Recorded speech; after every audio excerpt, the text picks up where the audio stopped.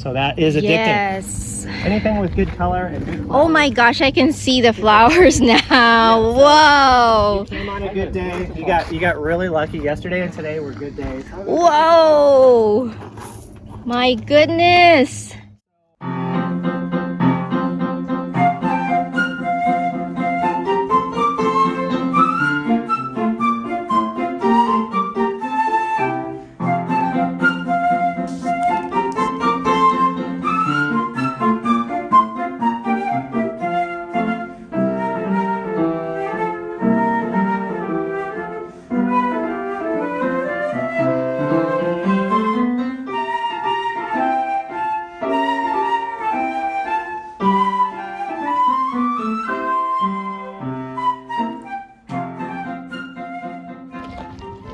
These are all for sale in here.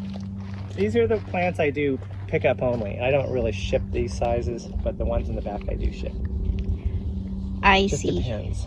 And we used to have a lot of bigger plants, but we sold so many plants this spring, and since January it's been crazy. Okay. I can't keep anything in stock. Very hard to do. I'll show you, there's a lot of things blooming up here too. This is my propagation zone back here, and this is where I do have things for sale back here, but this is mostly... Oh, I see your greenhouse now. Yeah, you do have to have some shade if you want to have smaller plants. Smaller plants dry out too fast, so... I see. So, Brent, when and how did you get into growing cactus? I've been into cactus since I was 5 years old. What? I've always thought they were 5? interesting. You know, I used Well, to see who was them. into cactus? Somebody must have been into cactus when you were 5. No, I would go to the grocery store with my mom, and there would always be succulents and cactus for sale in the little 2-inch pots. And I always thought they were interesting, and so I bought some of those and started growing them. And Wow, then at people 5 thought, oh, years he likes old. cactus, so people started giving me their cactus and things like that, and then it became At 5, it was a only collection. all So yeah, I started collecting play things. for me. even when I was younger than 5, I was a collector. I liked the organization and the classification of items. I've always been kind of I guess you could say OCD about that, and so sometimes that compulsiveness makes you into a compulsive collector. Yes. I think I'm getting into that. So you've heard the term orchid fever. Orchid fever, not really. Okay, the term orchid fever, and there's a book called Orchid Fever. It was a famous book back in, I believe, the 30s and 40s about orchid collecting around the world and what people would do and what great lengths they would go to get these orchids and collect these orchids and have them and all this. And it was just like an addiction. So what I found is these cactus kind of fit the order of orchids because so many people are moving out of the coastal and zone 10 climates and moving into more inland, hotter, drier climates that are very challenging, I would say, with growing other plants. And so they found these plants to really be easy to grow and easy to take care of. And they have lots of big flowers. So that is addicting. Yes. Anything with good color and good Oh my gosh, I can see the flowers now. Whoa. You came on a good day. You got really lucky. Yesterday and today were good days. Whoa. My goodness. So just to be clear, the plants on this side are all collections, and there are a couple tables here. So this side are collections. Yeah, and these are collections over here. But these 2 tables, these are the material that I propagate in the 4-inch pots for mail order because they're easier to ship. So if we order, these are the ones, These are the ones that you're you gonna ship. find, Okay. yeah, in the box. But if they want the bigger ones, The bigger ones are generally pickup only or Pickup by only. special order. I and see. I can do special order. It's just the shipping is generally a lot more expensive. Yes, of course.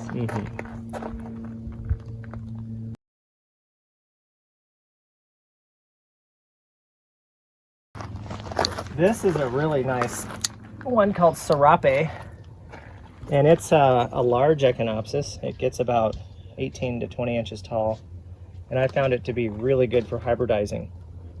I've been hybridizing this with flying saucer and the other really large flowering forms.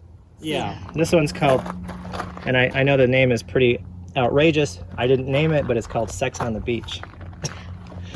That's a drink kind too, of an right? R-rated name. It is a drink. That is also true. Wow. I actually made a list of those that I want, and this is one of them. Yeah, and we're to get from you if you have it. Because the weather has been cool this spring. So normally when they get hotter, these really grow faster. Wow. And then they offset. I can take off the offsets and then root them, and then I don't like sending out or mailing unrooted plants. They're not really stable. And if you don't know what you're doing, even if you do know what you're doing, you could kill the plant. I just like to give people a very stable product. This one's called Embraceable You, and it has really nice peach and Embraceable You, this one. Okay. Is this nice an Echinopsis or a Echinopsis? Is it? Okay, it is an Echinopsis. Nice that, color that change. one is a nice That's big yellow jealousy one. as well. Jealousy as well. That's variegated as well. I'm trying These are to all think if variegated I right have here. a yellow Echinopsis. I don't think so. And it's just fantastic. Ben-Hur? Ben-Hur. This is an excellent bloomer. Yes, blooms all the time in the summer, probably 6 times in a row. Wow. Like it'll go down and then it'll come back up 3 weeks later, bloom again and again and again. This is Cassandra. Yeah, Oh yeah, I like the color on the petals. Like it's blending I call of that a halo. Pink, lavender. So the base of the petal, or the sepal, petals actually, is like a light tan orange, and then the halos are pink. Yeah, that's pretty. I'm partial into like two, I do too. three-toned I like really colors. striking color change. Anything Yes, with yes. color changes, it really pops out. If a petal like this one, I see at least 2, 3 colors on the flowers. I'm partial with that. I'm down with that. Yeah. I call them bicolor, and there's even stuff I would call tricolor. There's 3 different distinct colors going on at one time. So that's a lot of fun. Wow.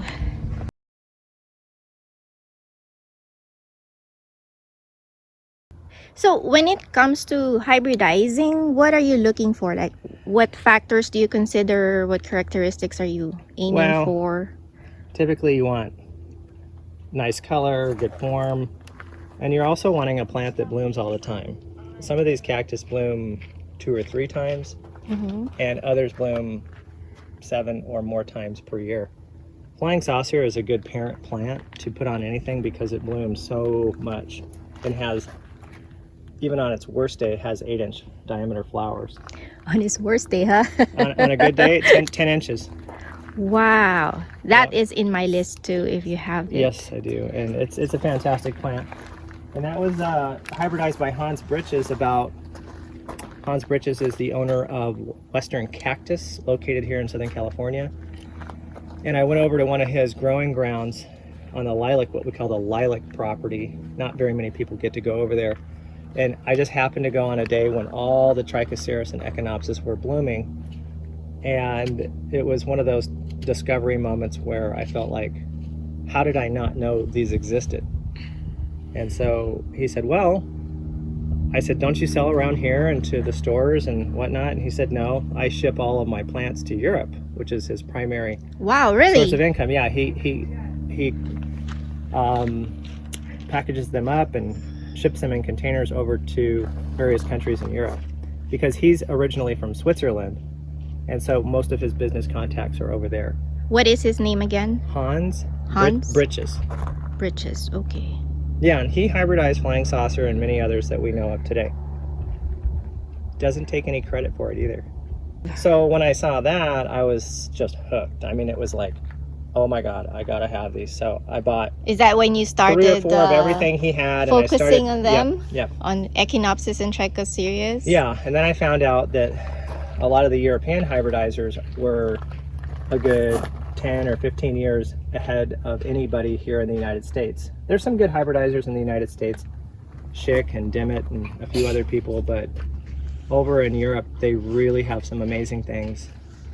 And so in the last, I think, 3 or 4 years, I've been actively collecting as many different varieties as I can get from all over here and in Europe. That one? I'm not even sure who created this one. I'm still looking into it, but it's called Pink Party Cake. which is an Pink interesting party name. cake.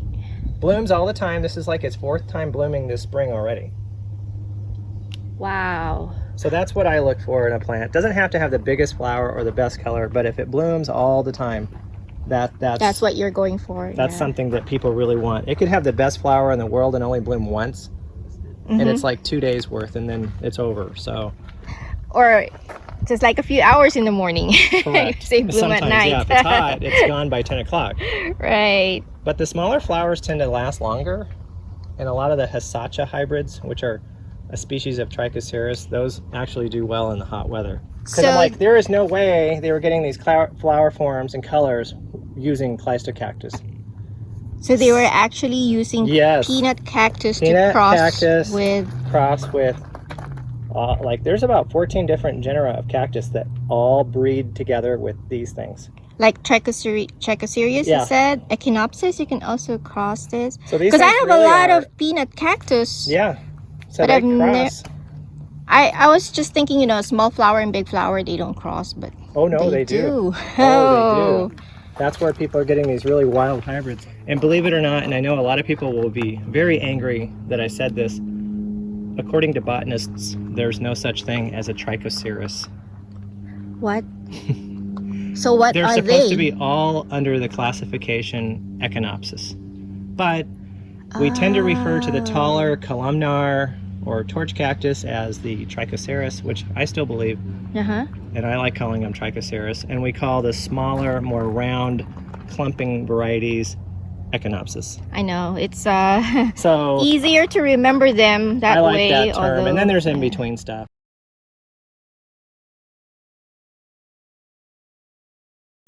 Is there a certain way you arrange your greenhouse in here? Because I can see some crested ones on that side. Yeah, I'm still doing some of the Myrtillo cactus crest. That one's called, well, we used to call it Minima, but now it's called something else. And is it okay if I walk in? Oh.